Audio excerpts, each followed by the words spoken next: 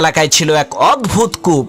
লোকেরা যখন ওই গহীন অন্ধকার কূপ থেকে পানি তোলার জন্য কূপের মধ্যে রশিতে বাঁধা বালতি নামিয়ে দিত, তখন ওই রশি ঠিকই থাকতো, কিন্তু বালতিটা কূপের মধ্যে উধাও হয়ে যেত। এই আশ্চর্য ভূতুরে কাণ্ড দেখে এলাকার সমস্ত লোকেরা বলাবলি করতে লাগলো যে নিশ্চিত এই কূপের মধ্যে জিন ভূত আছে। এলাকার সমস্ত গণ্যমান্য ব্যক্তিরা একত্রিত হয়ে দেশের বড় বড় কবিরাজদেরকে নিয়ে আসলো ওই কূপ থেকে জিন ভূত তাড়ানোর জন্য। কিন্তু দুঃখের বিষয়, কোনো কবিরাজই এই সমস্যার সমাধান করতে পারলেন না। অবশেষে সেই এলাকার একজন দুঃসাহসী বালক বলে উঠল, আমি এই কূপের ভেতরে নেমে দেখবো এর মধ্যে আছে কি। ছেলেটির এই কথা শুনে এলাকার সমস্ত লোকেরা হতভম্ব হয়ে গেল।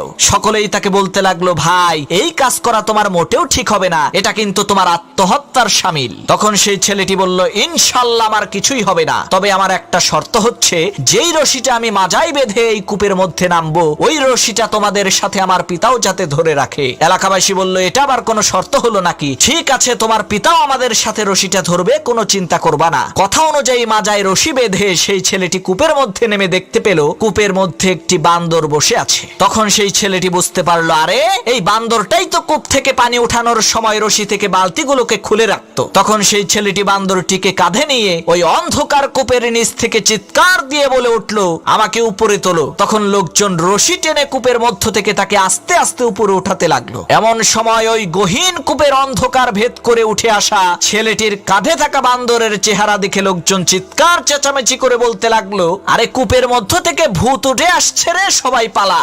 ভূতের কথা শুনে যে যার মতো এদিকে ওদিকে ছুটে পালিয়ে গেল। কিন্তু ওই ছেলেটির পিতা রশি ছেড়ে কোথাও গেল না, কারণ তার কলিজার টুকরা সন্তান যে ওই কূপের মধ্যে আছে, এ কারণে সে তার সমস্ত শক্তিকে একত্রিত করে রশি টেনে একাই তার সন্তানকে কূপ থেকে বের করলো। এরপর দেখা গেল তার ছেলে কূপের নিচ থেকে কাঁধে করে একটি বান্দর নিয়ে এসেছে। তখন সেই ছেলেটি তার পিতাকে বলল, বাবা আমি জানি আমার বিপদে সবাই পালিয়ে গেলেও তুমি কিন্তু পালাবে না, এজন্যই আমি শর্ত জুড়ে দিয়েছিলাম যে আমাকে টেনে তোলার রশিটা যাতে আমার পিতা ধরে রাখে। প্রিয় ভাইরা, এখান থেকে বোঝা যায় যে বিপদের মুহূর্তে সবাই আপনাকে ছেড়ে পালিয়ে যেতে পারে, কিন্তু আপনার মা বাবা আপনাকে বিপদে রেখে কখনোই পালাবে না ইনশাআল্লাহ।